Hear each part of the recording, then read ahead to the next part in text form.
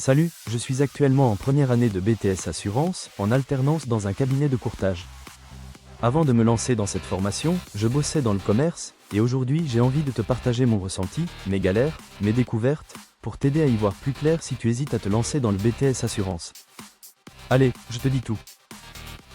Pourquoi j'ai choisi l'assurance?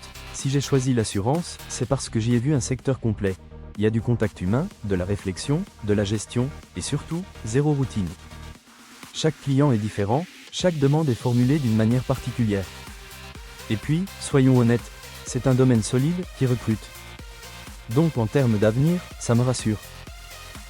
Mon rythme de formation, comme je te disais, je suis en alternance depuis septembre. Je travaille dans un cabinet de courtage et franchement, c'est super formateur. Tu vois concrètement ce que tu apprends en cours et tu développes vite des réflexes pro. Mais attention, ça demande de l'organisation. Le rythme est soutenu. Ce que je conseille à ceux qui veulent se lancer, premier conseil, regarde le référentiel du BTS. C'est pas juste pour savoir ce que tu vas apprendre, c'est pour voir où sont les gros coefficients, où tu dois mettre le paquet.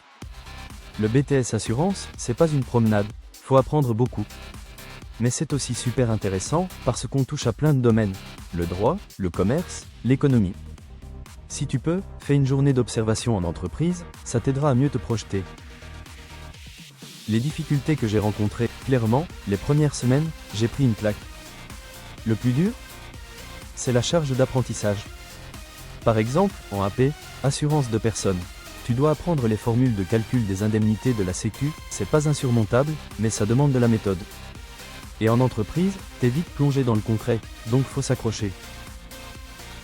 Le niveau du BTS, le BTS est exigeant, vraiment. Certains points sont techniques, faut pas croire que ça se fait à l'instinct. Par exemple, cette année on bosse beaucoup la relation client, la conduite de rendez-vous, la vente de produits, la gestion de sinistres. C'est du concret, mais faut maîtriser les bases pour être crédible.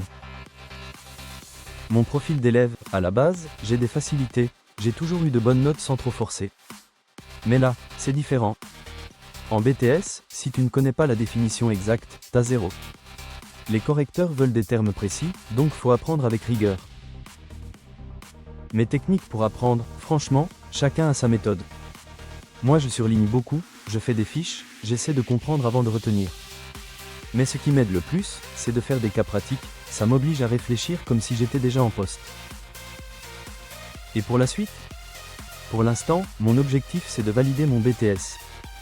Mais j'ai déjà une petite idée en tête, pourquoi pas une licence spécialisée en gestion de sinistres? Je me laisse encore le temps de découvrir. Je pense que je resterai dans l'assurance, parce que j'aime vraiment ce que je fais.